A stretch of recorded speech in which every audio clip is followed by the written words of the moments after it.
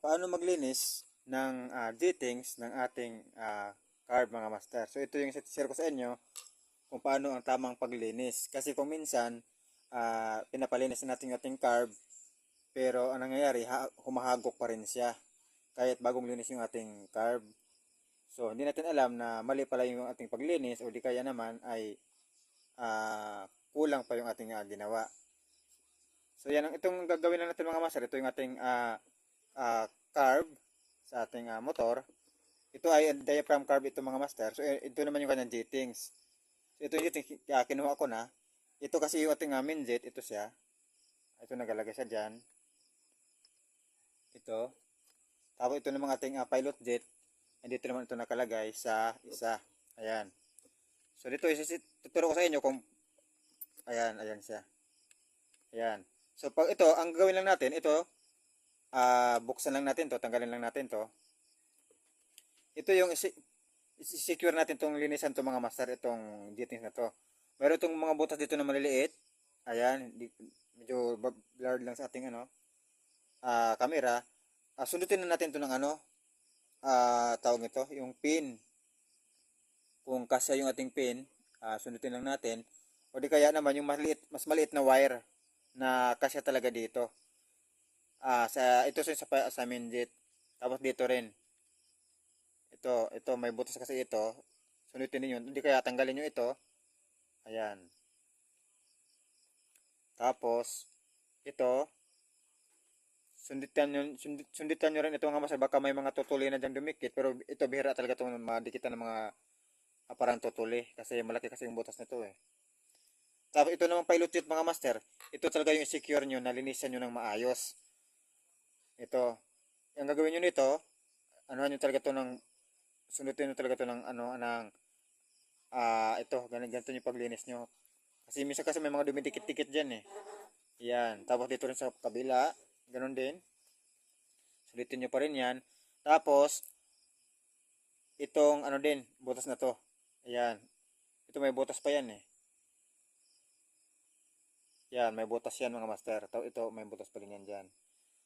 Linisan nyo yan, kailangan makita yung butas na yan. Tapos, ito, minsan itong ganitong, alam rin mga master, sobrang liit kasi yung pagpasok nito, hindi ito kasya. Kaya meron ito na mas maliit talaga na pangsundot.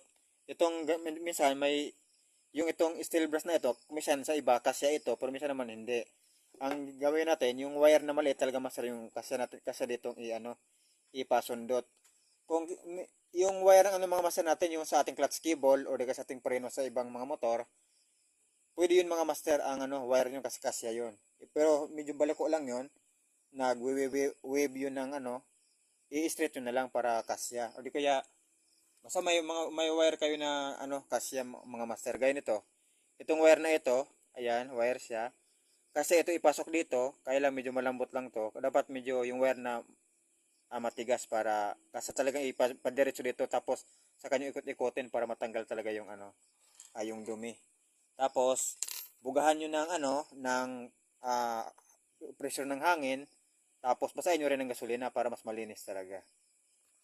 Kasi kumisan kasi mga master, ito hindi ito sinusundot ng iba. Tapos, binubuga lang siya ng hangin. Meron kasi talaga tendency na may mga dumidikit pa talaga dyan sa loob na hindi kayang katanggalin ng hangin kasi sobrang dikit na. Lalo na kapag yung motor ninyo matagal nang na-stock, yung minsan umabot ng taon, yung nag-abroad kayo, o di kayo almost nagtrabaho kayo sa ibang lugar, tapos umuwi kayo mga ilang buwan, mga ilang taon, yun titigas talaga yung dyan, yung sa gasolina, na hindi yun talaga kayang buga ng hangin. Kasi nangyari sa akin yan eh. Taon din siyang lumipas.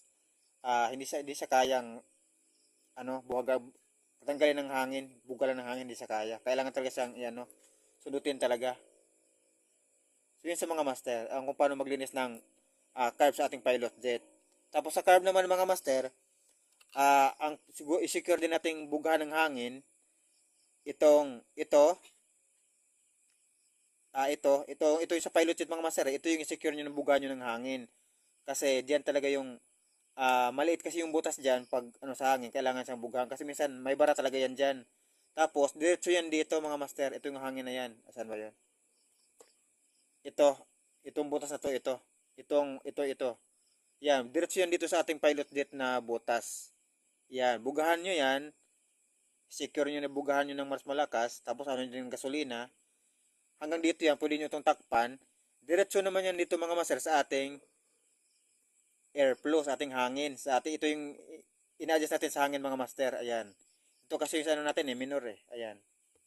Ito yung sa ating minor, ito yung sa hangin naman. Ay sorry, ito yun. Pag nakaganyan niya siya Yan. Ito yung sa minor, ito yung sa hangin. So diretso yan dito sa pilot jet mga master. Ayan, yung hangin na yan. Ay yung ito. Saka yung hangin, at saka ito. Yan. So bugahan nyo yun mga master. Tapos ito, pag bugahan nyo ito, pwede ito yung isarado para diretso yung hangin dito naman sa ano. Ayan. Tapos iyan nyo ng gasolina para talagang ano yung dumi. So yun mga master. Tapos ito siyempre, bugahan nyo rin itong mga dito at saka ito. Linisan nyo na rin yan. Pero ito talaga yung pinaka-importante. Ito, diretso yan dito. Saka sa hangin. Kasi maliit kasi yung butas dyan Tapos siyempre yung iba dito, linisan nyo na, sabay-sabay nyo rin yung buga ng hangin. Tapos gasolina para talagang matanggal siya mga master. Ito naman sa ano naman to Sa choke naman to. Dito naman to diretso sa, dito naman din siya, diretso. Para siguradong malinis at wala nang pugak yung ating motor. Kung minsan, malalaman naman natin yan kasi sa minor pa lang, may kaiba na Pero meron din kasing maganda yung minor, pero kapag i-revolusyon natin, yung RPM niya ay mababa yung nakukuha, hindi siya umakyat. So, dahil yun sa jettings ng mga master na hindi malinis ng maayos, or di kaya naman, sa ating pin naman yun nanggagaling sa, ito, pin ng ating karburador na hindi siya, kulang siya sa adjust, or di kaya naman, ito nga sa jettings, yan mga master. At siyempre kung minsan, kapag may mga ganitong problema na nalinisin nyo lahat yung carb ninyo, okay naman ang paglinisin nyo,